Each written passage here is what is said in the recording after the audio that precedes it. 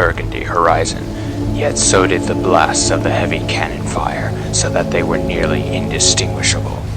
Lightning and blinding explosions blended in a furious, flashing fray. Even from a distance, the unearthly sight terrorized the uninvolved populaces. Victory seemed imminent, but in whose favor? Rushing in the distance charged a young commando. As his twitching gauntlet tapped nervously against his plasma carbine, he turned his gaze to the structure to his right. Although the smoke of war had long blotted out the sunlight, he could make out a faint color on the turret gunner's armor, which boasted an imperial platinum gray. He stopped in his tracks, crouched down and aimed high. He pulled the trigger, and the gunner lay dead with a small tower of smoke rising from the wound. Without a moment to lose, the commander rose to his feet and bolted in the building, popping shots at various imperial troops. At last, he reached the turret level and took the place as the gunner. He aimed high, as before, this time aiming high at imperial fighters, zipping this way and that through the skies. Fighters crashed and vanished in their own flames before their pilots could realize that one of their own turrets had fired upon them. However, one of them finally did and launched a missile into the building. The turret shattered with ignited shards flying in every direction, throwing the commando gunner onto his back.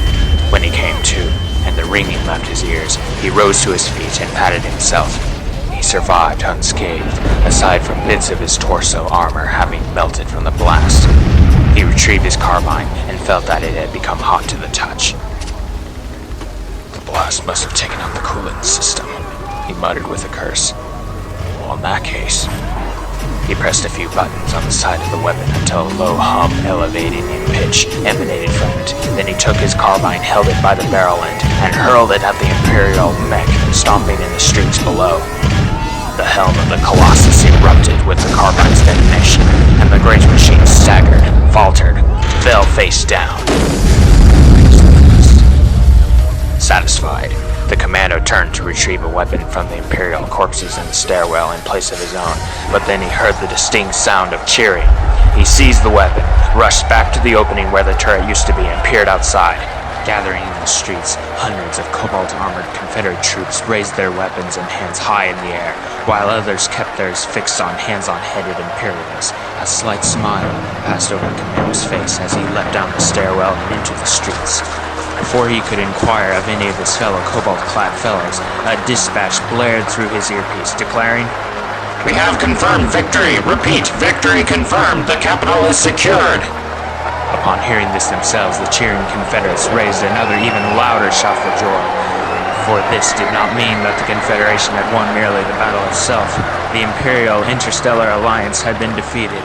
The Galactic Confederation of the Remnant had won. The commando stepped out of the shuttle onto his home world, and moments later his awaiting wife rushed to him and leapt into his arms with tears streaming down her face. She then seized the sides of his face and her lips engulfed his. His hands clutched her waist before he hoisted her up and carried her back into their home. A little boy came running to meet them. "Daddy's home!" The little boy cried with a bright smile on his face as he reached for his father while nearly tripping in the process. The father set the mother on her feet again, knelt down with outstretched arms, caught his elated son, and held him high in the air as the little one laughed hysterically. The 6-year-old squirmed and squeaked wildly as he felt those familiar bony fingers running up and down his sides and neck. As the countless hugs and kisses of jubilant reunion subsided, the mother reminded the son that they had agreed that he could stay up until his father came home. It was well past midnight, you see. The father agreed and carried his son to his room, who forgot how much he would rather not go to bed due to the joyous thought of his daddy tucking him in. Once he finally got his son to settle down, the father stayed with his son until he was sure that he had fallen asleep. Then he tiptoed out of the room, crept back down the stairs, and joined his wife on the couch, facing the fire. The latter half sat, half laid down, leaning against her husband, with her arms wrapped around him, and he limply pressed against the backrest and laid his head atop his wife's. "You're home," the commando heard his wife breathe quietly.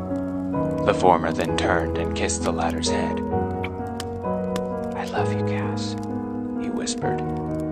Cass turned her face towards his with a tender smile. I love you too, Aram, she replied. Their lips met, parted, and touched again, as the rejoined two rubbed their faces against the others like affectionate cats. After a moment or two, however, Cass opened her eyes and peered into Aram's. The firelight danced in his pupils, but she saw something beyond the fire, something troubling him. What is it, Aram? She spoke softly.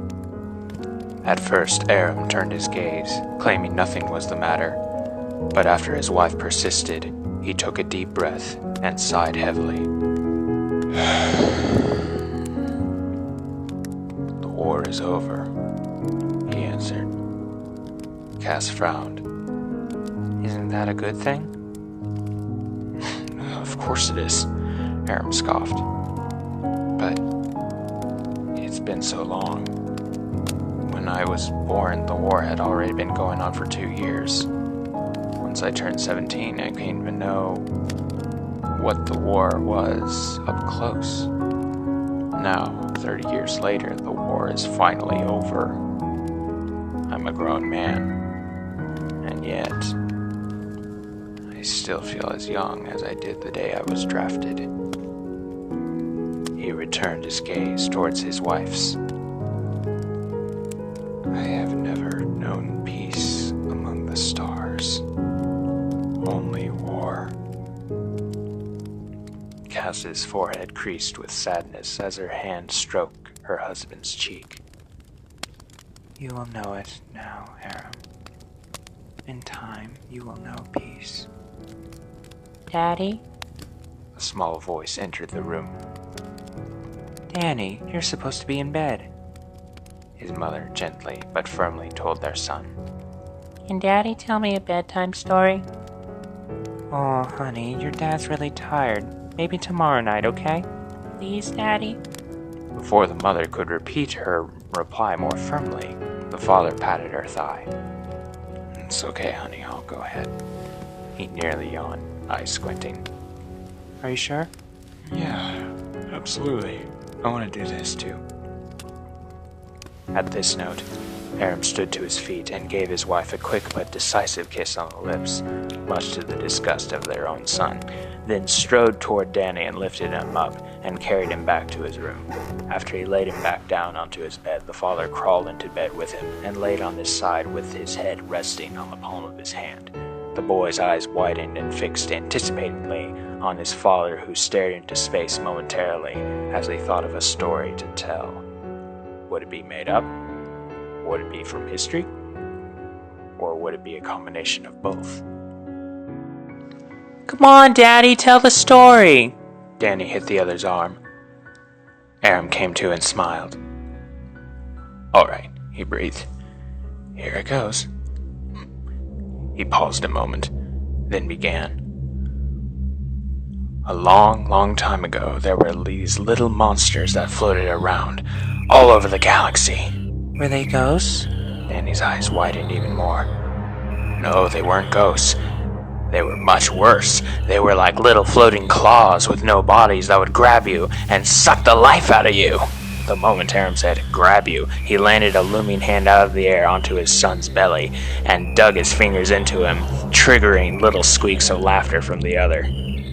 Well, there was this group of bad guys, and they were called the Space Pirates, and they would take these scary creatures, called Metroids, and they would use them as weapons so that they could attack lots and lots of people. Well, your granddaddy and many, many other little boys' granddaddies tried to fight the Metroids and the Space Pirates, but they were too tough. No one could beat them. Aram paused emphatically, with a wild look in his eye, as Danny clutched his covers. Then Aram grinned and continued. No one, he whispered dramatically, except one. Who was it, Daddy? Danny whispered back. Well, that was a bounty hunter who was really good at fighting. What's a bounty hunter? Danny interrupted. Oh, Well, a bounty hunter is someone who does certain jobs so that they can make lots of money. So anyway, So you're a bounty hunter, Daddy? Oh no, Aram chuckled. See, a bounty hunter does very, very special jobs that no one else can do so that they could receive a big reward.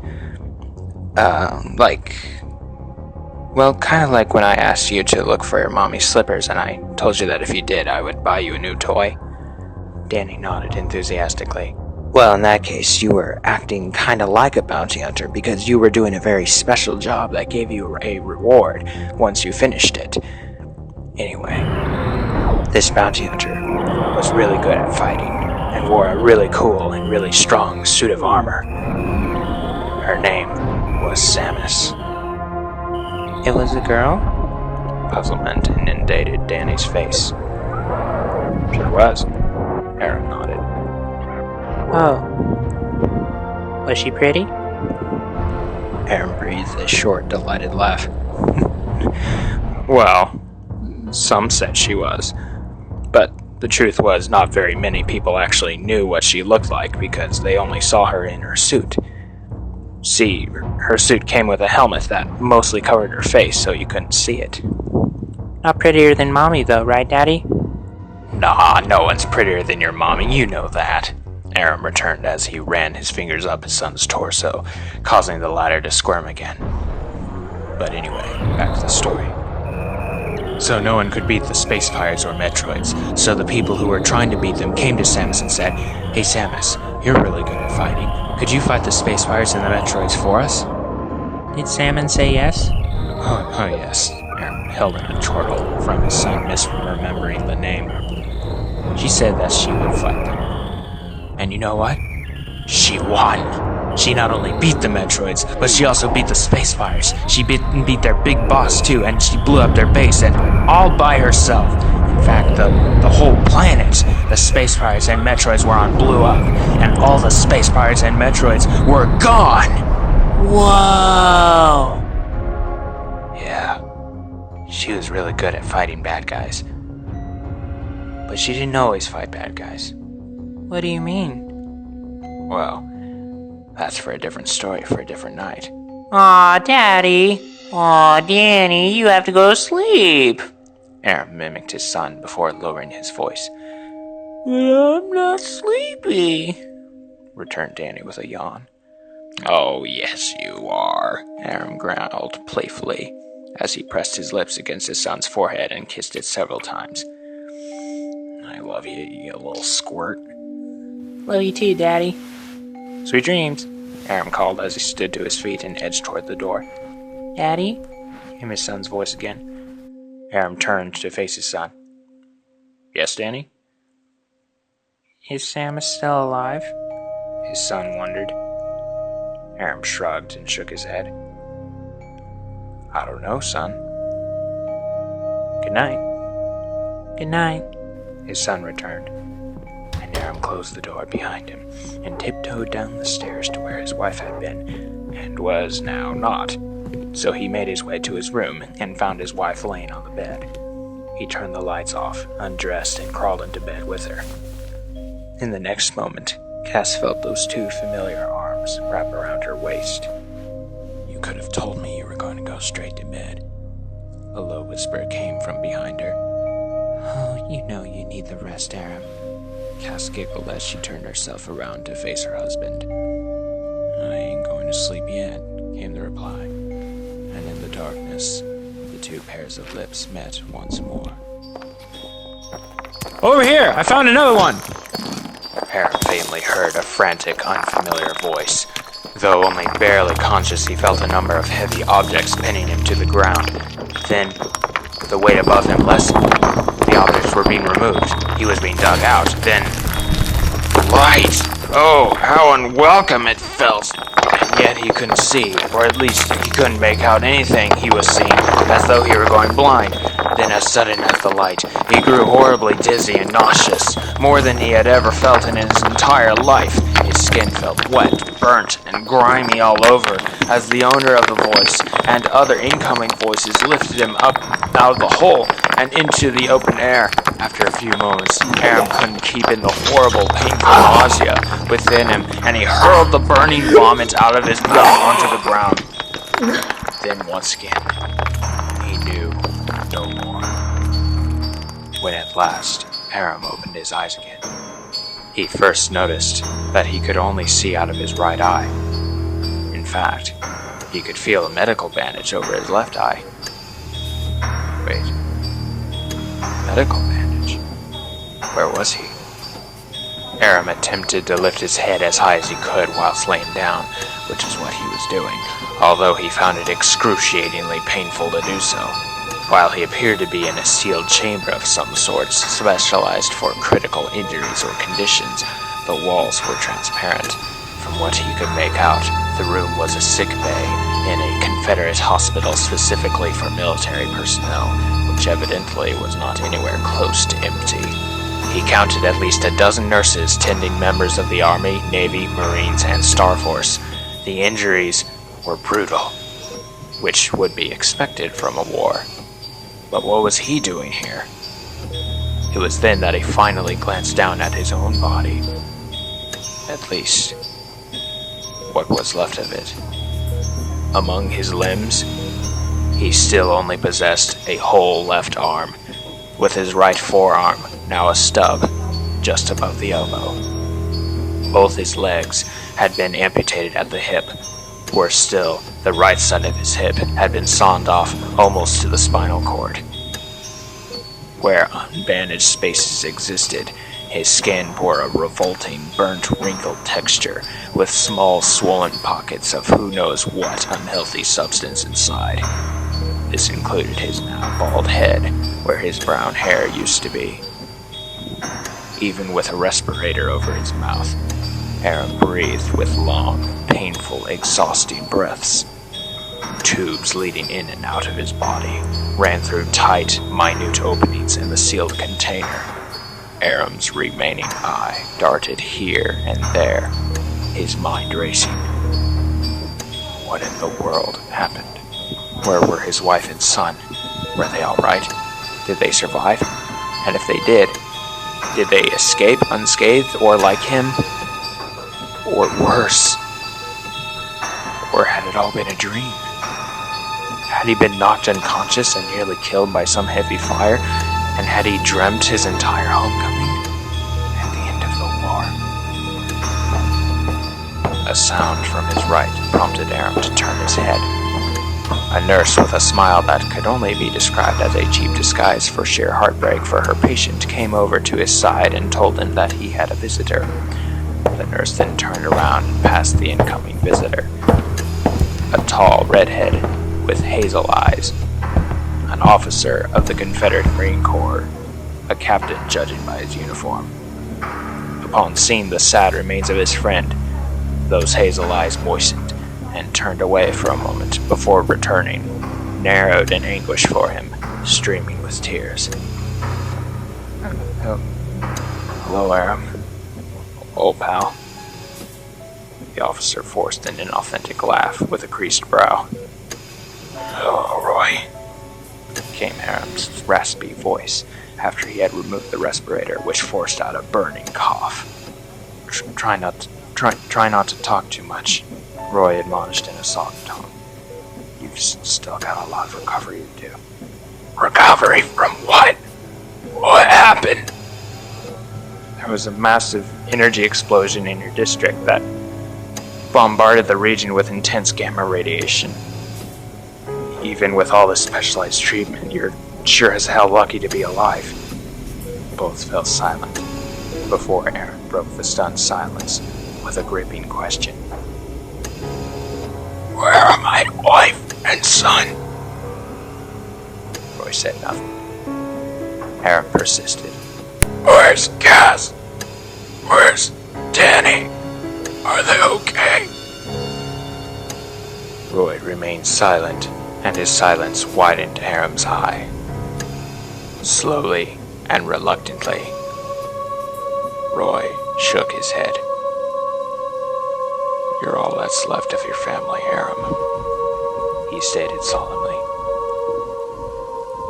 The hoarse gasp of that suffering, shattered heart that followed would haunt Roy to his grave.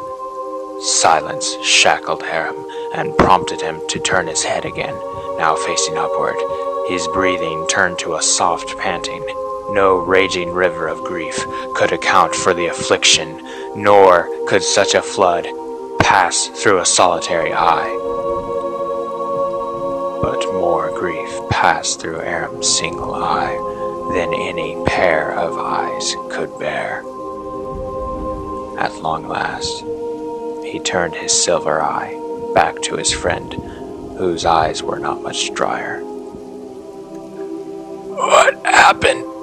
he managed, his voice shaky and broken as his mind returned to the thought of his entire homecoming being a dream. "Is the war over?" Roy pursed his lips.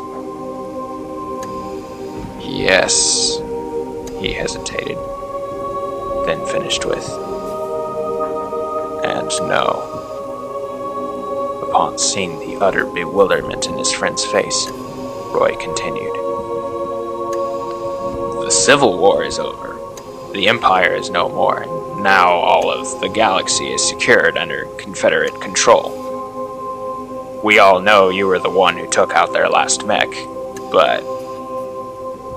Roy paused again, looking down. Then he looked up again. "We've been invaded.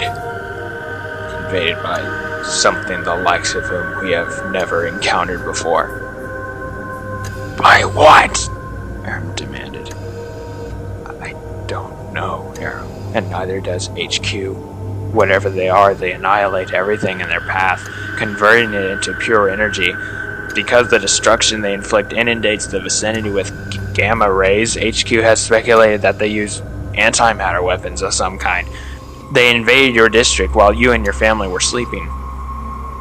"Why was I the only one that survived then?" Aram's eye flashed. "Again, Aram, I wish I could tell you, but I simply don't know. They have theorized that since the impact caused by these aliens completely vaporized only a certain portion of your home, and since neither the bodies of Cass or Danny have been found, your son might have called for your wife because he may have seen the invaders coming outside his window, and so she must have gotten up and gone to his room shortly before they, too, were..." Roy could not bring himself to finish, but rather let what he had related sink in. What felt like an eternity in but a few minutes, Aram stared at the ceiling, too overwhelmed to speak. "Would you rather I left?" asked Roy, clutching his cap in his hands. Aram said nothing, so Roy turned to leave. "I'm so sorry, Aram." Roy's lower lip trembled, and with that, Aram once again lay alone in the hospital. Meanwhile, far from the Confederate hospital on a separate world on the other end of the galaxy, myriads of men, women, and children slept soundly in their beds. Others, on the opposite side of the planet, remained wide awake, slaving away at daily tasks and obligations.